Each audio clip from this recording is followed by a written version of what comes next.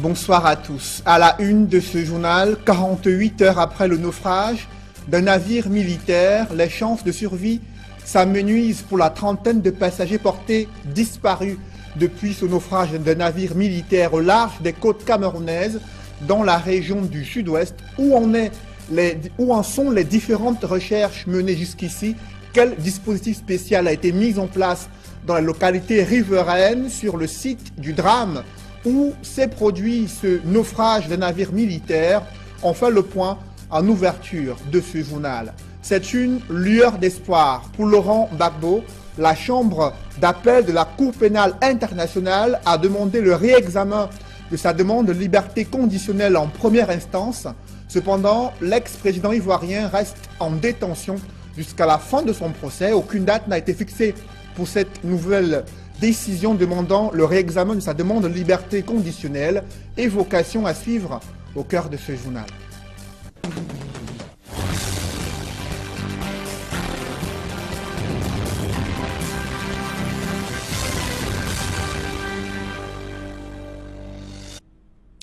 Merci de suivre cette édition complète de l'information sur Equinox Télévision.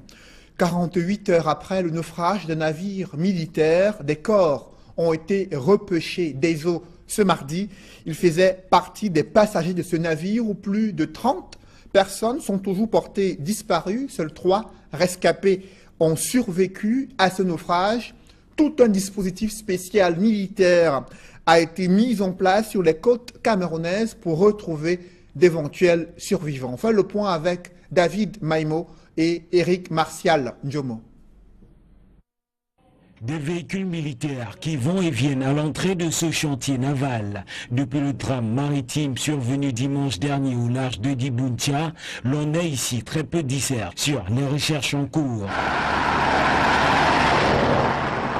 C'est dans cet établissement de fortune à Mukundangi, localité située à quelques dizaines de kilomètres de Limbé, que la plupart des victimes du naufrage se restauraient par moments. La tenancière s'en rappelle. Most of the people are customers. They used to be here. We are used to them. So really felt bad.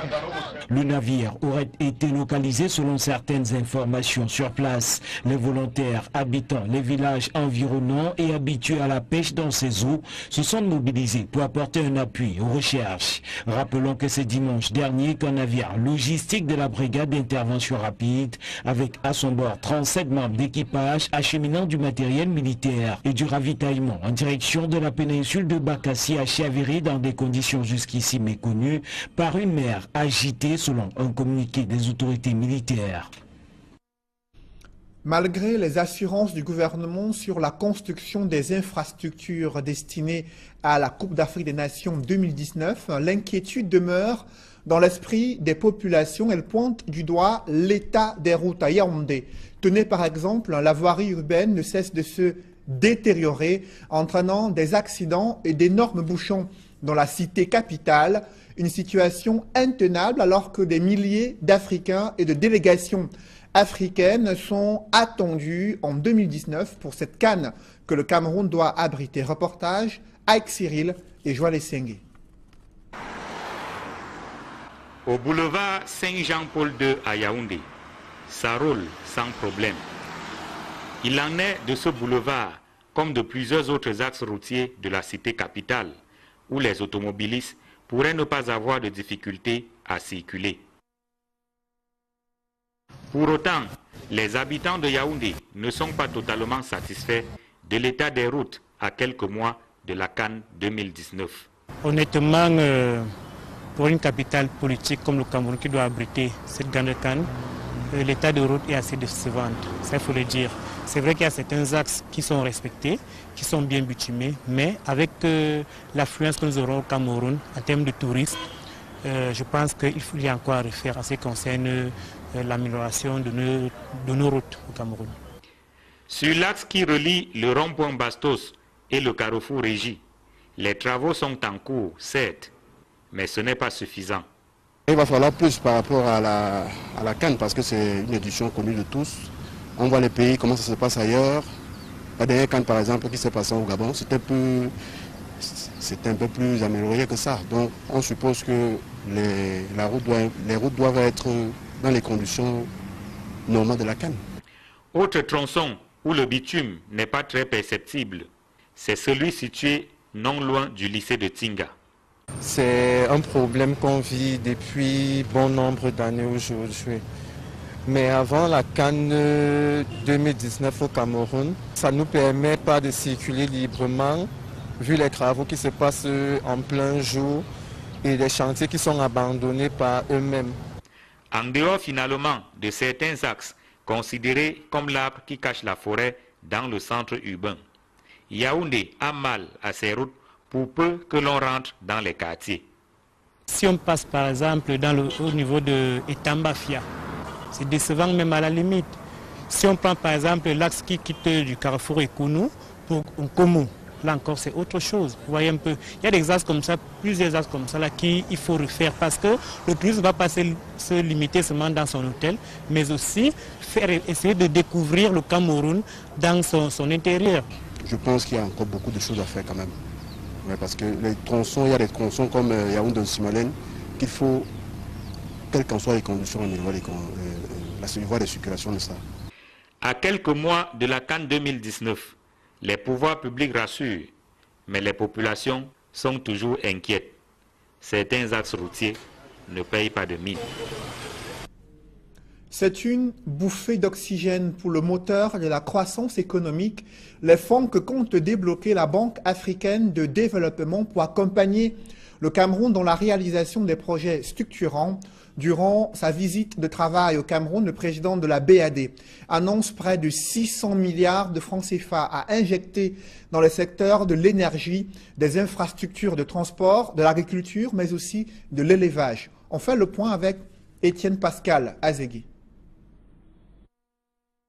C'est le secteur énergétique qui est le grand bénéficiaire du séjour du patron de la première institution monétaire africaine au Cameroun, avec le financement à hauteur de 150 millions de dollars US, soit 75 milliards de francs CFA, du complexe hydroélectrique de Lompangar, qui à terme va produire 30 MW d'électricité pour alimenter 150 localités dans la région de l'Est. En effectuant le déplacement de Lompangar, Dr Hakim Wimi a démontré par là tout l'intérêt que l'institution qu'il préside porte à l'endroit de cet important projet dans le secteur énergétique au Cameroun. Le financement de la Banque africaine de développement ira également dans la construction du barrage de Nachtigal qui va produire 420 MW d'électricité.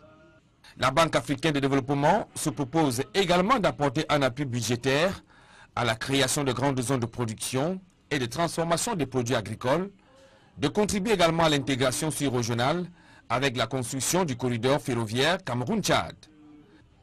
La somme des échanges entre le patron de la BAD et le président de la République lors de leur tête-à-tête a tourné autour de la croissance économique du Cameroun.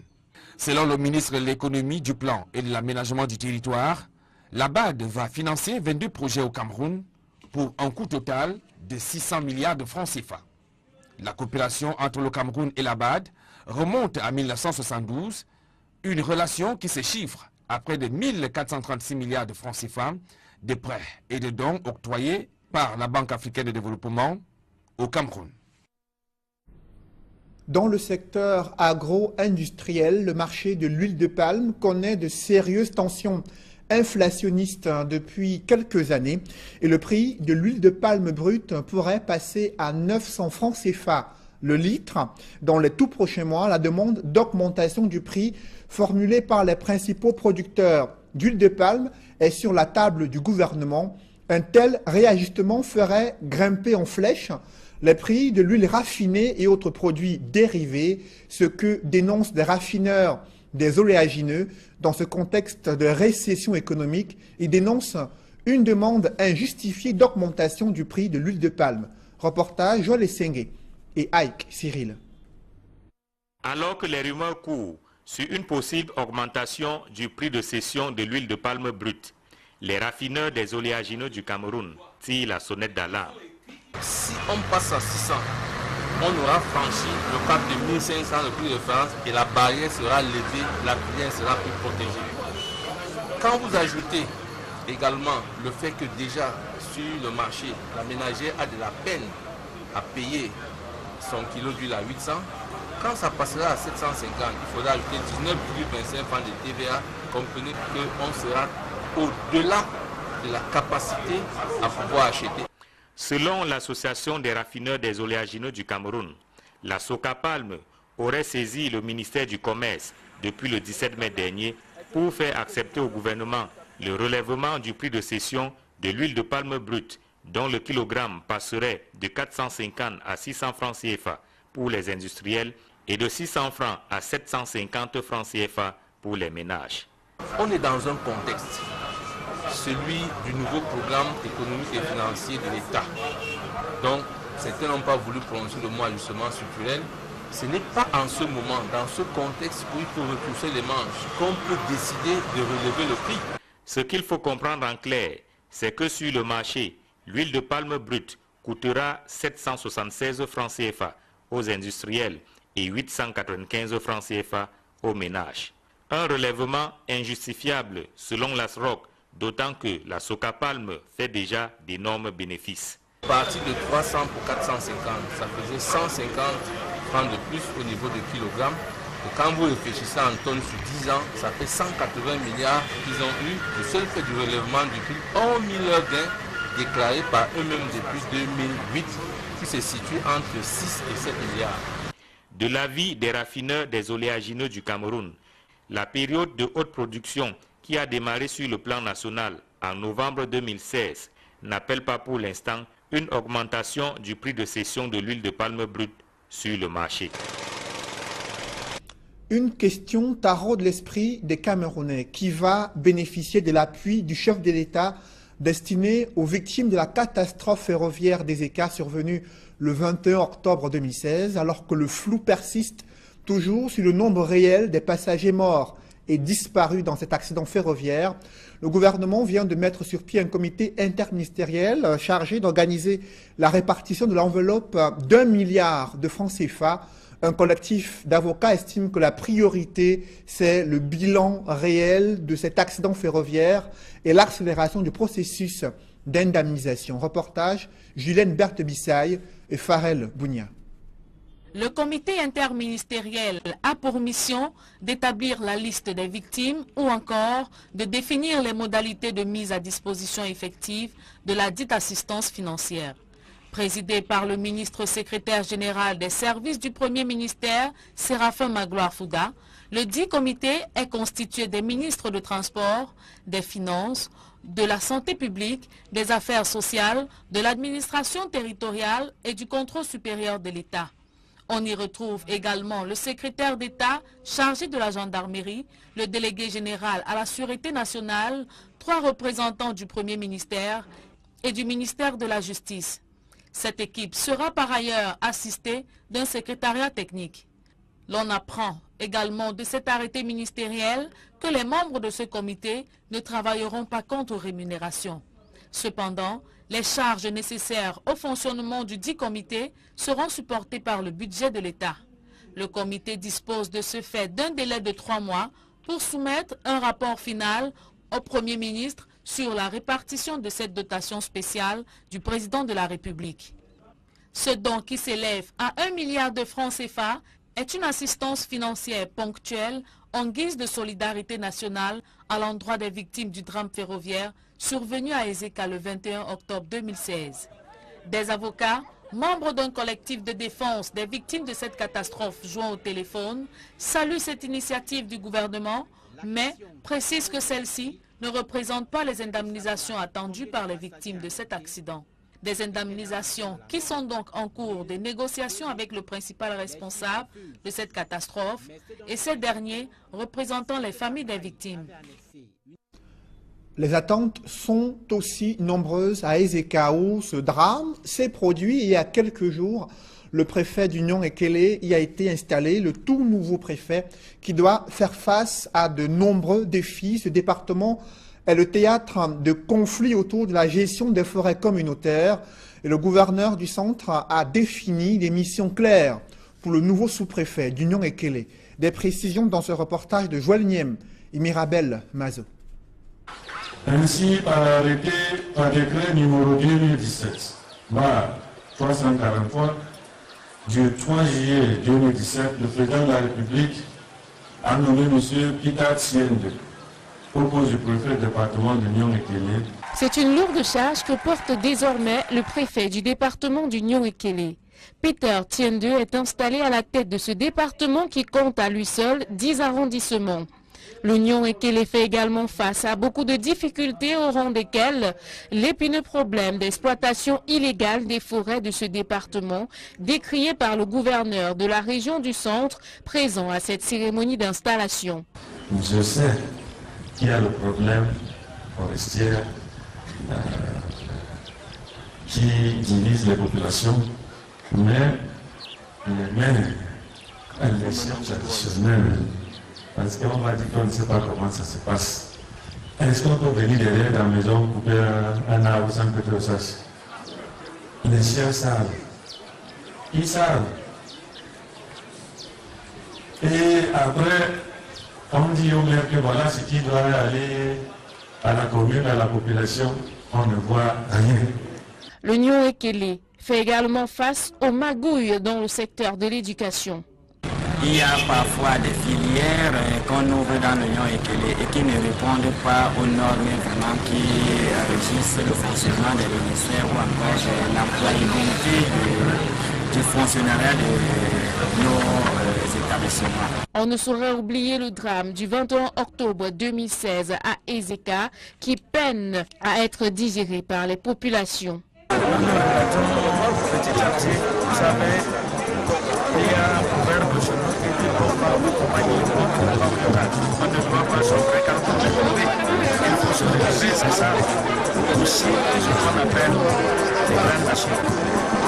Ces wagons nous rappellent quand même quelque chose qui dit quelque chose à Ezeka. Peter Tiende, le nouveau chef de terre, devra répondre aux attentes de ces populations qui rêvent des lendemains meilleurs dans le Nyong-Ekele. Tout ce que nous voulons à propos, c'est que, en ce qui concerne le principe qui peut employer le quota horaire, puisse répondre au principe d'interdisciplinarité régissant le fait que tout ce qui peut être acté pour le lycée bilingue puisse acté pour le collège Marie-Albert, pour le collège, pour le lycée classique des Écrits.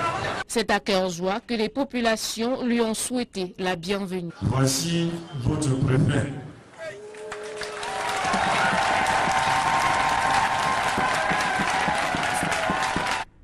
Parmi vos enfants, certains ont peut-être contracté des maladies hydriques ces dernières semaines ou un paludisme. Ces maladies prospèrent en cette saison des pluies et les couches les plus vulnérables sont non seulement des enfants mais aussi des personnes du troisième âge. Comment mieux se protéger en ce temps pluvieux contre ces maladies hydriques ou encore le paludisme? Élément de réponse avec François Dikoumet et Kate Diarra. Une saison de pluie marque très souvent dans les chaumières le début des ennuis pour les parents. Entre orages et inondations, ils se retrouvent coincés dans les mailles de la maladie. Lorsque le sol est humide, lorsque l'humidité devient à fond, les germes se multiplient plus facilement. Alors, ce qui fait qu'on note une recrudescence, une exagération de certaines pathologies. Selon les spécialistes, de nombreuses maladies sont favorisées par le retour des pluies. Classées en deux grands groupes, elles peuvent être diarrhéiques. Ça attrape plus les enfants avec des vomissements, la diarrhée, et c'est plus parasitaire. Dans ce cas précis, les eaux contaminent les aliments par des germes et des parasites qui vont rendre malades des personnes à l'hygiène précaire. Dans le second groupe, on parle de maladies de type parasitaire, à l'instar du paludisme. Parce qu'avec la pluie qui est constante et l'eau qui va stagner dans les zones un peu partout, alors ça va être des nids où les moustiques vont plus se développer et vont se multiplier aux alentours des maisons. Au cours de cette saison de pluie, les hôpitaux enregistrent selon les médecins de nombreuses hospitalisations d'enfants. L'enfant devient le plus exposé parce qu'il touche à tout, il joue à tout et à un moment il n'arrive même pas à respecter certaines mesures d'hygiène. Alors du coup il devient le sujet le plus exposé pendant ces phases de pluie. Pour les personnes du troisième âge, il est question de maladies rhumatismales, favorisées par la fraîcheur et l'humidité. On recommande donc aux patients d'investir dans la prévention, car ce n'est qu'à ce prix-là qu'ils pourraient être à l'abri. La prévention primaire, c'est-à-dire l'hygiène, sortie couvert. Donc nous avons aussi évité, c'est-à-dire des enfants qui jouent beaucoup sous la pluie pendant que la pluie est tombée, éviter ces genres de jeux-là.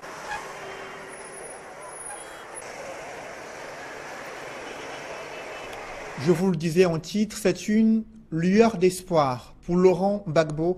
La chambre d'appel de la CPI, la Cour pénale internationale, a demandé un réexamen de sa demande de liberté conditionnelle en première instance.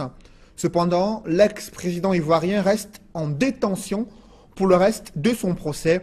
Durant cette audience de la chambre d'appel, elle a noté de nombreuses irrégularités dans la première décision de la CPI qui avait refusé la demande de mise en liberté conditionnelle de Laurent Gbagbo. Aujourd'hui, cette instance doit réexaminer sa demande de liberté conditionnelle. Cependant, aucune date n'a été fixée à cet effet. Laurent Gbagbo est accusé de crimes contre l'humanité commis durant les violences post-électorales en Côte d'Ivoire en 2010. Laurent Gbagbo, l'ancien président ivoirien, a plaidé non coupable. Toujours dans l'escale internationale, le président américain, vert de colère après le rejet de sa tentative d'abrogation de l'Obamacare, les républicains qui ont tenté depuis de nombreuses années d'abroger cette loi sur le système de santé américain mise en place par l'ancien président Obama. Des précisions avec nos confrères d'Euronews. Le pronostic vital d'Obamacare n'est plus engagé pour le moment. Le projet républicain de réforme du système de santé américain a été coulé par des sénateurs de la majorité. Un échec cinglant pour Donald Trump qui reste cependant persuadé que la loi démocrate finira de toute façon par mourir sous son propre poids comme il l'a écrit sur Twitter avant de s'exprimer depuis Washington contenant visiblement sa colère. Déçu, très déçu. Je ne pense pas que le projet de réforme soit mort, mais cela fait 7 ans que j'entends le Congrès dire haut et fort qu'il faut annuler et le remplacer. Et quand il a enfin eu l'opportunité de le faire, il n'en a pas profité. C'est décevant.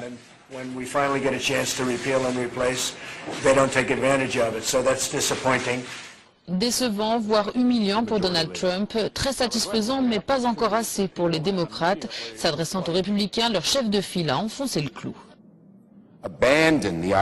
Abandonner l'idée de réformer le système de santé pour exonérer d'impôts les foyers les plus riches, abandonner celle de l'abrogation et faites les choses dans les règles afin d'arriver à un résultat acceptable pour les Américains tout au long de votre engagement politique. Promulguée en 2010 par Barack Obama, l'Obamacare est en vigueur depuis le 1er janvier 2014. Elle oblige toutes les personnes payant des impôts aux États-Unis à se doter d'une assurance santé remplissant certains critères. Avant elle, 50 millions d'Américains n'en souscrivaient pas. Si l'Obamacare venait à être abrogé, 23 millions d'entre eux se retrouveraient sans couverture santé. Mesdames, Messieurs, c'est la fin de ce journal. Merci de l'avoir suivi. Restez sur Equinox Télévision. Merci de rester sur cette même antenne. Susceptible, c'est celui situé non loin du lycée de Tinga. C'est un problème qu'on vit depuis bon nombre d'années aujourd'hui. Mais avant la CAN 2019 au Cameroun, ça ne nous permet pas de circuler librement, vu les travaux qui se passent en plein jour et les chantiers qui sont abandonnés par eux-mêmes. En dehors finalement de certains axes considérés comme l'arbre qui cache la forêt dans le centre urbain, Yaoundé a mal à ses routes pour peu que l'on rentre dans les quartiers. Si on passe par exemple au niveau de Etambafia, c'est décevant même à la limite. Si on prend par exemple l'axe qui quitte du carrefour Ekounou pour Nkomo, là encore c'est autre chose. Vous voyez un peu, il y a des axes comme ça, plusieurs axes comme ça là qu'il faut refaire parce que le touriste ne va pas se limiter seulement dans son hôtel, mais aussi essayer de découvrir le Cameroun dans son intérieur. Je pense qu'il y a encore beaucoup de choses à faire quand même. Ouais, parce que les tronçons, il y a des tronçons comme Yaoundé-Simalène qu'il faut, quelles qu'en soient les conditions, améliorer la voie de circulation de ça. À quelques mois de la CAN 2019, les pouvoirs publics rassurent, mais les populations sont toujours inquiètes. Certains axes routiers ne payent pas de mine. C'est une bouffée d'oxygène pour le moteur de la croissance économique, les fonds que compte débloquer la Banque africaine de développement pour accompagner le Cameroun dans la réalisation des projets structurants. Durant sa visite de travail au Cameroun, le président de la BAD annonce près de 600 milliards de francs CFA à injecter.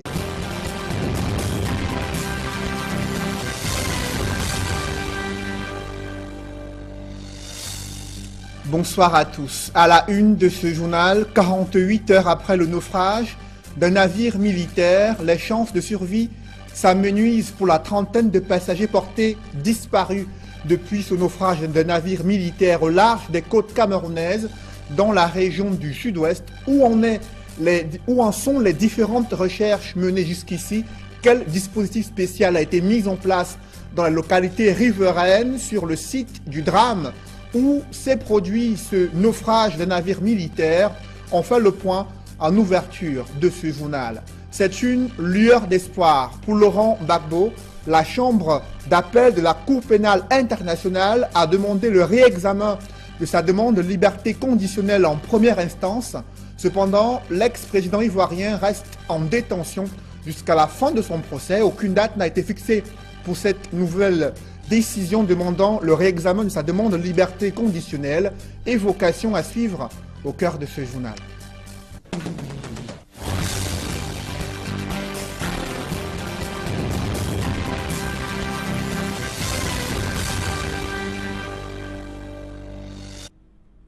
Merci de suivre cette édition complète de l'information sur Equinox Télévision.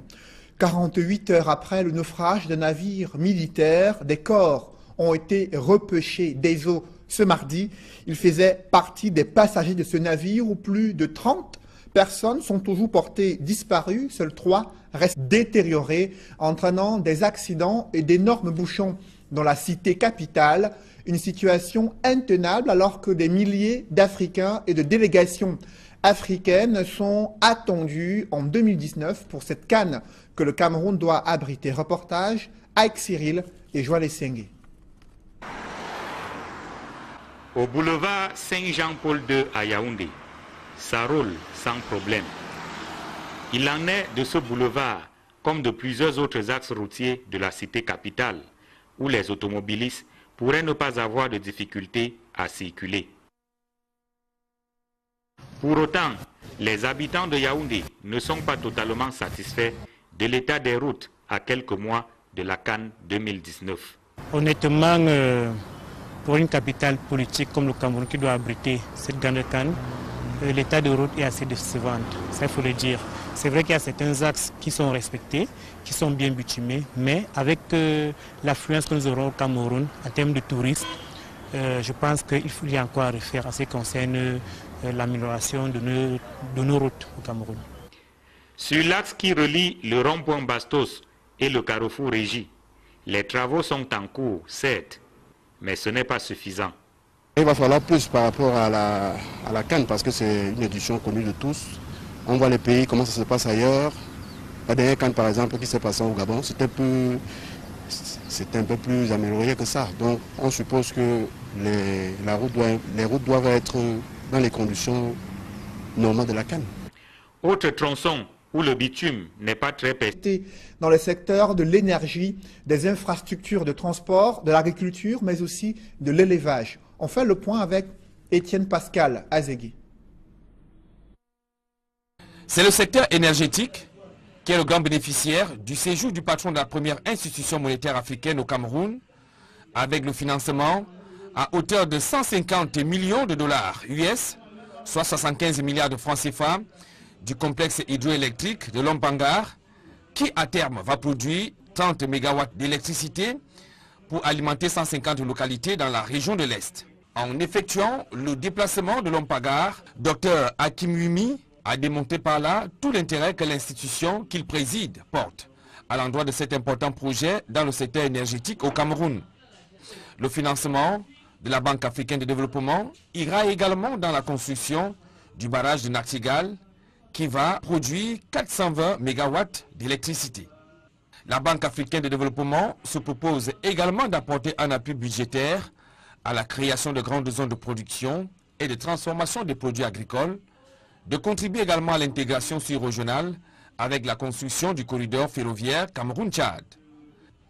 La somme des échanges entre le patron de la BAD et le président de la République lors de leur tête-à-tête a tourné autour de la croissance économique du Cameroun. Selon le ministre de l'économie, du plan et de l'aménagement du territoire, la BAD va financer 22 projets au Cameroun pour un coût total de 600 milliards de francs CFA. La coopération entre le Cameroun et la BAD remonte à 1972. Les rescapés ont survécu à ce naufrage. Tout un dispositif spécial militaire a été mis en place sur les côtes camerounaises pour retrouver d'éventuels survivants. On fait le point avec David Maïmo et Eric Martial Ndjomo. Des véhicules militaires qui vont et viennent à l'entrée de ce chantier naval. Depuis le drame maritime survenu dimanche dernier au large de Diboutia, l'on est ici très peu disert sur les recherches en cours.